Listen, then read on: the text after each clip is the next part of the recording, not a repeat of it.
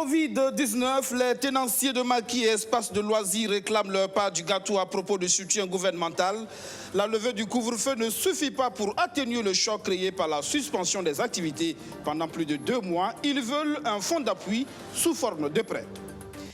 Les jeunes sont quasi absents dans les instances de décision au Burkina Faso. Aucun jeune ministre, aucun jeune député. Seulement 18% des jeunes ont accès à des postes électifs ou nominatifs au sein de l'administration publique burkinabé. Un rapport sur la présence des jeunes dans la gouvernance a été rendu public ce samedi. Dans ce 19h30, retour sur la situation au Mali, une véritable démonstration de force dans les rues de Bamako hier, à l'appel d'organisations de la société civile et des partis politiques de l'opposition. Des Maliens ont manifesté contre la gouvernance du président Ibrahim Boubacar Keïta. Bonsoir et bienvenue à tous. Éviter à tout prix de tomber dans le piège des terroristes, non à la stigmatisation des communautés dans la lutte contre l'insécurité au Burkina Faso.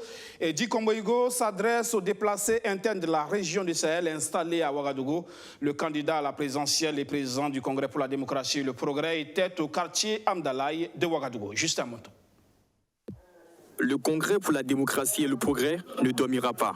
Il faudra que la paix et la sécurité reviennent au Burkina Faso. C'est le message d'Edi Komboigo à l'endroit des déplacés internes souvent stigmatisés et victimes d'attaques terroristes. Ce vendredi 5 juin, il rencontre ici au quartier Amdalaï l'association des déplacés internes de la province de Oudalan, Seno, Soum et Yaga résidant à Ouagadougou. Pour le candidat de la présidentielle de 2020, il faut agir ensemble sans stigmatisation pour mettre fin au terrorisme. Il faudrait que nous évitions de tomber dans le piège des terroristes. Ce qui est bien, c'est que les Burkinabés sachent que ce terrorisme-là frappe hommes, femmes, toutes les ethnies et qu'il n'y a pas de raison qu'une seule ethnie soit stigmatisée. Mais cela également dépend de la volonté de nos compatriotes de travailler pour que nos frères et sœurs ne s'engagent pas dans le terrorisme. Nous sommes venus également demander aux uns et aux autres d'éviter la stigmatisation parce que cela est un piège du terrorisme. En signe de solidarité, le président du CDP a offert une somme de 2 millions de francs CFA à ses déplacés internes. Un geste pour soutenir ces familles économiquement faibles. Je suis très heureux et très fier d'Edi Komboigo. Je suis un déplacé et depuis que nous sommes ici, des promesses ont été faites par le maire et bien d'autres personnes, mais jusque-là, nous n'avons rien reçu. Nous vivons tous chez le chef de Basenko et nous sommes au nombre de 24. Après nous, plus de 300 personnes sont également arrivées ici. Le président du CDP, Edi Komboigo, invite les déplacés à prier pour que la sécurité revienne au Burkina afin que tout Burkinabé, sans distinction d'ethnie, soit heureux de rentrer chez lui en toute sécurité. L'insécurité au Burkina Faso, insécurité également au Mali, c'est l'une des plaies de la gouvernance d'Ibrahim Boubacar Keïta. Le mal est profond, associé à d'autres mots liés à la gouvernance économique et politique. Des Maliens en ont ras-le-bol. Hier, dans les rues de Bamako, c'est une foule immense qui a appelé à la démission du président malien. C'est à l'appel de l'imam Mahmoud Diko, figure religieuse d'organisation de la société civile et de partis politiques. Archimède Boy. Un mouvement dirigé par l'imam Mahmoud Diko, éminente figure religieuse, puis un autre dirigé par le cinéaste et ancien ministre de la Culture, Cheikh Oumar Sissoko. À cela s'ajoute le Front pour la sauvegarde de la démocratie FDS qui regroupe des partis d'opposition. L'alliance est composite avec un seul objectif, dénoncer la gouvernance du président Ibrahim Boubacar Keïta. Je demande au gouvernement de dégager, parce que le peuple, on en a marre. Nous sommes fatigués. On n'a rien dans notre pays aujourd'hui. Tout le monde est fatigué. On va demander à les autorités de dégager. On n'est qu'à faire à cause de Dieu même, de dégager. La mobilisation est un monstre, sans masque, pour de nombreux manifestants. Ils ont bravé le contexte sanitaire marqué par la Covid-19 qui a pourtant fait 85 décès au Mali. Manifester malgré tout, car pour eux, la gouvernance d'Ibrahim Boubacar Keïta est pire que le coronavirus. Alors, il faut s'en débarrasser. par la rue. Nous nous sommes retrouvés aujourd'hui avec à la tête de l'État un homme qui a été plébiscité par le peuple malien en 2013. Tous les espoirs, toutes les tendances politiques l'ont soutenu. Pour une raison. Résoudre le problème du Nord. Autrement dit, ramener la sécurité des personnes et des biens dans notre pays. C'est ce qui a motivé pour 90% le choix d'Ibrahim Boubacar Keïta en 2013. Au moment où il accédait au pouvoir, l'État du Mali était à Kidal, le gouverneur était à Kidal, les préfets étaient à Kidal, l'administration était à Kidal. Aujourd'hui, l'insécurité a gagné tout le territoire. Un gouvernement qui ne peut pas assurer la sécurité des personnes et des biens ne peut pas être un gouvernement légitime. Un gouvernement qui ne peut pas assurer l'école à ses citoyens ne peut pas être un gouvernement légitime. Ibeka est éphémère avec Temetlifla. Son régime est éphémère. Mais le Mali demeure. Et ce grand peuple du Mali, cette grande nation du Mali, bâtisseur des empires et des royaumes, n'est pas un peuple soumis. Non, il n'est pas un peuple résigné. C'est un peuple debout. 7 ans de pouvoir, ça suffit. Ibeka dégage. La foule réclame la libération de l'ex-premier ministre et principal opposant, Soumaïla Cissé, enlevé le 25 mars dernier alors qu'il était en campagne pour les élections législatives. On apprend qu'une rencontre est prévue demain pour décider de la suite à donner à ce mouvement. Et c'est dans cette ambiance de manifestation que la France annonce la mort du chef d'ATMI, Al-Qaïda au Maghreb islamique, Abdelmalek Droukel, et plusieurs de ses collaborateurs auraient été tués lors d'une opération militaire au nord du Mali. La France annonce la mort du chef d'Al-Qaïda au Maghreb islamique. Abdelmalek Drougal a été tué lors d'une opération de l'armée française au nord du Mali, près de la frontière algérienne. Son décès est un coup dur porté à l'organisation djihadiste au Sahel, où la France s'appuie sur l'opération Barkhane, un contingent de quelques 5000 hommes. La mort du leader d'AQMI a été annoncée sur Twitter par Florence Parly, la ministre française de la Défense, qui ajoute que plusieurs proches collaborateurs d'Abdelmalek Drougal ont également été neutralisés lors de cette opération. La France revendique aussi la capture d'un cadre important du groupe djihadiste État islamique au Grand Sahara. Ils souhaitaient la levée du couvre-feu, ils l'ont obtenu. Maintenant, ils veulent un fonds de relance économique pour leur secteur. Les tenanciers de maquis et espaces de loisirs appellent l'exécutif à être juste envers ce secteur frappé durement par la pandémie de coronavirus. Rémi Lambert-Nibi. Les maquis et lieux de loisirs sont réouverts depuis une vingtaine de jours, mais ce n'est pas encore la fin de la galère pour leurs tenanciers. L'organisation syndicale des promoteurs d'espaces de rencontres et de loisirs OSPEL plaide pour un fonds de relance. Le secteur ploie sous ses charges après 2 mois d'inactivité. Les maquis sont tous en location. Les gens continuent de payer les loyers. Les gens continuent de faire face à leurs charges de personnel, leurs charges d'entretien, de gardiennage et également faire face à leurs engagements bancaires. Sans accompagnement de la part de nos autorités, c'est vraiment très difficile. La faillite serait une question de jour. Et si le secteur tombe en faillite, c'est notre économie également qui va en pâtir. Voilà pourquoi on demande vraiment si l'État pouvait nous accompagner avec un fonds spécifique que nous souhaitons contracter des prêts. À travers ce fonds-là, nous ne voulons pas qu'on nous donne de l'argent, ça c'est difficile. On veut qu'on mette un fonds à notre disposition pour que nous contractons des prêts vraiment à des conditions de remboursement très souples. C'est tout ce que nous demandons à nos autorités.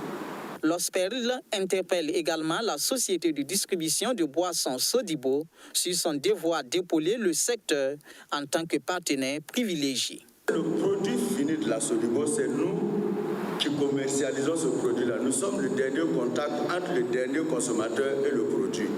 C'est-à-dire le client et le produit, c'est nous. Mais nous trouvons quand même qu'elle doit faire quelque chose en notre faveur, ne serait-ce que même nous doter de l'armée, c'est quand même un apport. Et également, pourquoi pas d'autres trucs. La Solubo pourrait nous accompagner avec de la boisson pour nous permettre de nous relancer. Parce que si la Solubo est là, c'est parce que nous sommes là aussi. Donc, je pense que si la Solubo est en mesure d'accompagner l'État financièrement et matériellement, nous estimons que nous, son premier partenaire également, doit quand même bénéficier d'un accompagnement de sa part.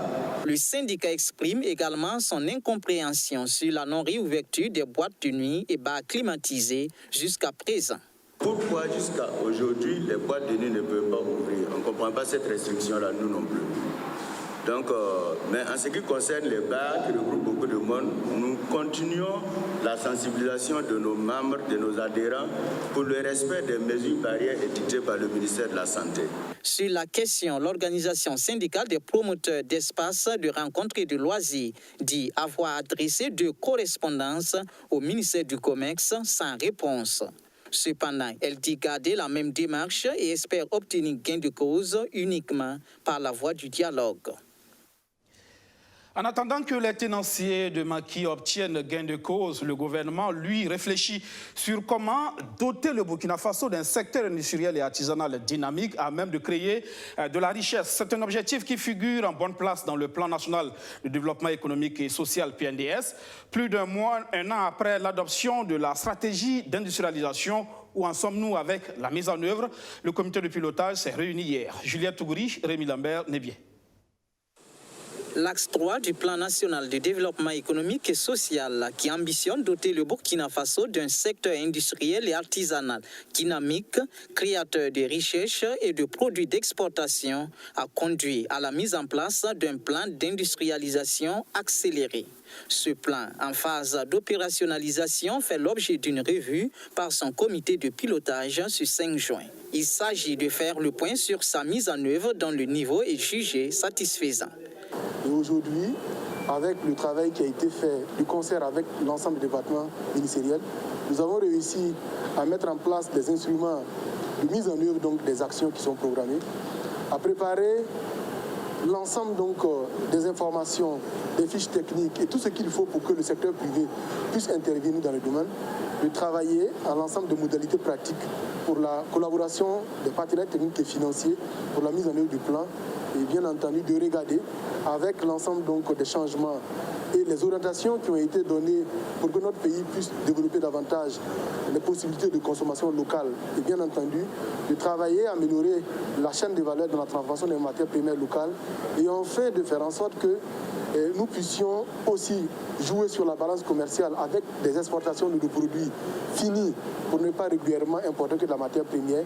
Les actions du secrétariat technique ont également permis de faire un inventaire de l'ensemble des projets et initiatives qui concourent à l'industrialisation du Burkina Faso. Ça nous a permis donc d'essayer de faire converger l'ensemble des politiques qui sont menées dans les départements ministériels sur ces différentes problématiques-là pour que nous puissions converger afin de permettre au ministère des Finances de mieux nous allouer les budgets nécessaires pour arriver donc à réussir, j'allais dire, des actions beaucoup plus fortes dans le domaine. Mais aussi, ça nous a permis donc de cartographier l'ensemble donc des projets qui sont développés tant par le privé ou par effectivement donc des structures publiques pour que nous puissions éviter certainement donc des doublons dans la façon donc d'avancer, mais aussi d'encourager les uns et les autres à accélérer ce certain nombre de segments.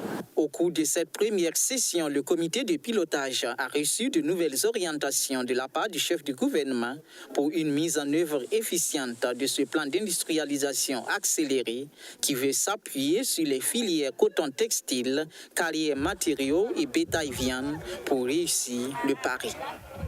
À présent, c'est donné. Aucun jeune ne siège à l'Assemblée nationale. Aucun jeune n'est membre du gouvernement au Burkina Faso. La jeunesse, presque absente dans les instances de décision politique et dans l'administration publique, c'est la conclusion d'un rapport annuel de l'Association pour le développement durable du Burkina Faso. Un rapport qui indique que seulement 18% des jeunes ont accès à des postes électifs ou nominatifs. L'association propose ce qu'elle appelle le marathon du trio pour remettre les jeunes au cœur de la gouvernance. Arsène Koditamne. Sur un total de 3 873 agents au ministère en charge de la jeunesse et celui de l'action humanitaire, 1214 sont des jeunes, leur âge est compris entre 15 et 35 ans. Mais en croisant les chiffres, on se rend compte que seulement 18% de ces jeunes ont accès à des postes électifs ou nominatifs au sein de l'administration publique burkinabé. Au niveau des collectivités territoriales, les chiffres sont tout aussi faibles. Au niveau des collectivités locales, on note une présence globale des jeunes de l'ordre de 31%. Toutefois, il est important de nuancer ce propos, 50% des structures consultées ont un personnel jeune qui n'atteint pas 20%. Donc les jeunes ne sont déjà pas dans le personnel. De façon globale, une occupation des postes de responsabilité, on est à une moyenne de 20%. Toutefois, là encore, on ne doit pas perdre de vue le fait que dans ces 50% de ces structures-là, les jeunes occupent moins de 15% des postes de responsabilité. Sur le terrain politique, la situation n'est guère reluisante. Aucun jeune ne siège à l'hémicycle et au sein du gouvernement, aucun n'a été responsabilisé. Les partis politiques également sont très peu enclins à faire de la place à la jeunesse dans les instances de décision. Indépendamment de la nature du parti politique, parce que nous avons constaté que des partis politiques, même qui proclament dans leur nomenclature, dans leur nom, la jeunesse, sont encore à moins de 50% de jeunes au sein de leurs bureaux exécutifs et de leurs bureaux politiques. On note une présence globale des jeunes à hauteur de 17%. Cela également doit être nuancé lorsqu'on constate que 50% des structures consultées ont une moyenne de présence des jeunes qui ne dépasse guère 10%. Certains sont même à 1%. Pour les prochaines consultations électorales, l'Association des jeunes pour le développement durable au Burkina Faso prend son bâton de pèlerin. Elle lance l'initiative dénommée le Marathon du Trio, qui a pour but de faire accéder plus de jeunes à des postes stratégiques. Nous souhaitons que, si sur une liste, il n'y a pas de jeunes, même si le programme est le plus beau possible, les jeunes aillent voter la liste où il y a jeunes là. Parce qu'au moins ça, c'est concret. Pour une fois, ça passe de la parole aux actes. Lorsqu'on va commencer à faire en sorte que les jeunes aillent à l'Assemblée, aillent dans les différentes mairies, je vous garantis que ces jeunes qui sont tapis et qui ont des capacités vont se démontrer et puis au fur et à mesure, on va avancer. La JDD propose également de renforcer les cadres normatifs et politiques relatifs à la participation des jeunes aux instances de décision et de mettre en place un mécanisme de veille sur la présence de la jeunesse dans la gouvernance.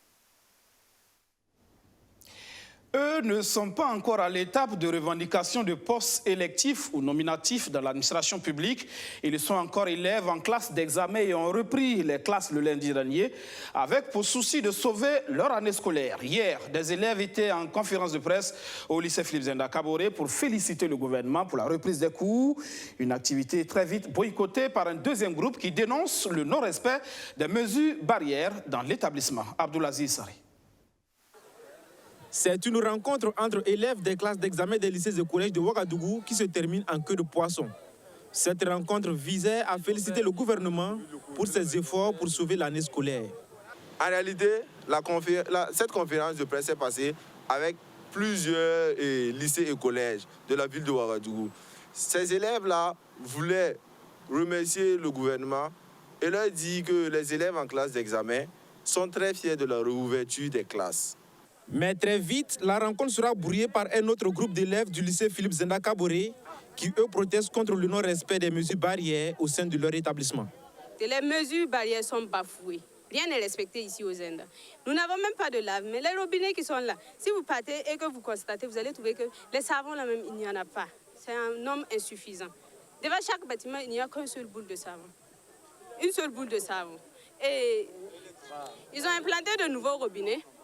Bon, ils disent que les robinets sont neufs, mais ne fonctionnent pas. Ce n'est pas tous les robinets qui fonctionnent. Le premier jour, quand les élèves sont arrivés pour laver leurs mains, ils étaient coincés. Ils n'étaient même pas à 0,50 mètres l'un de l'autre.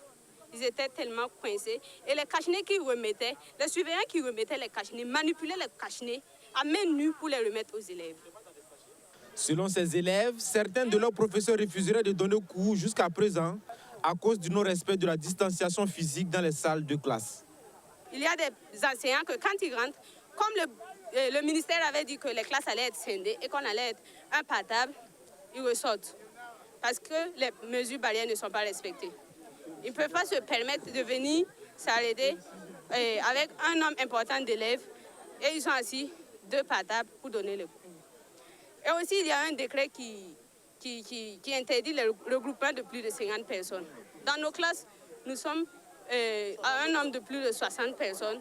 Il y a des classes même de 65-70 personnes. Au niveau de l'administration, le proviseur du lycée confesse que le nombre d'élèves en classe d'examen est trop élevé dans son établissement. Respecter la mesure d'un élève par table-banc, comme l'exigent certains enseignants, serait donc difficile. Certains des professeurs sont venus nous demander si on pouvait mettre les élèves un par table. Nous avons dit que cela allait être difficile parce qu'à 1000, nous allons être à plus d'une quarantaine de salles de classe, ce qui n'est pas évident. Du reste, avec la dimension des salles, nous avons augmenté les tablements et les élèves sont assis 2-2 avec une distanciation quand même d'au moins 5 mètres, conformément à la recommandation. Vous pouvez voir ça là-dessus. Du reste, quand on me dit qu'il y a une boule de savon par bâtiment, ou bien c'est 2 boules de savon par bâtiment, ce n'est pas vrai. Si nous avons pu implanter une centaine de robinets dans l'établissement, ce n'est pas pour aller dans ce sens. Du reste, nous avons été dotés suffisamment en masques, suffisamment en savon. Donc ce qui est dit n'est pas exact.